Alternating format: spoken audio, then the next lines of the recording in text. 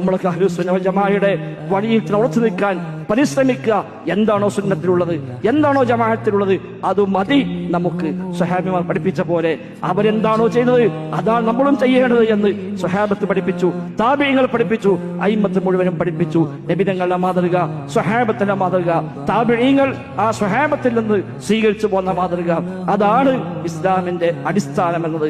അതിൽ നിന്ന് തെന്നിമാറി ന്യായങ്ങൾ പറഞ്ഞ് ദുർന്യായങ്ങൾ കെട്ടിച്ചമച്ചുണ്ടാക്കി അത് നല്ലതല്ലേ, ഇത് നല്ലതല്ലേ, അങ്ങനെയാണെങ്കിൽ ഇങ്ങനെ ആയിക്കൂടെ എന്നൊക്കെ ന്യായങ്ങൾ നമുക്ക് പറയാൻ പറ്റും. പക്ഷെ ദീനതൊന്നും അംഗീകരിക്കുന്നില്ല. അല്ലാഹും റസൂലും പഠിപ്പിച്ചത് അത് നാം സ്വീകരിക്കുക.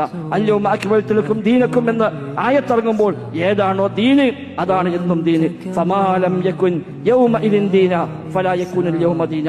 അന്ന് മതമല്ലാത്തത് ഇന്നും മതമാവുകയില്ല എന്ന ഇമാം മാലിക്കിന്റെ വചനം. അതാണ് ഈ സമയത്ത് എന്നെയും നിങ്ങളെയും എല്ലാം ഓർമ്മപ്പെടുത്താനുള്ളത്.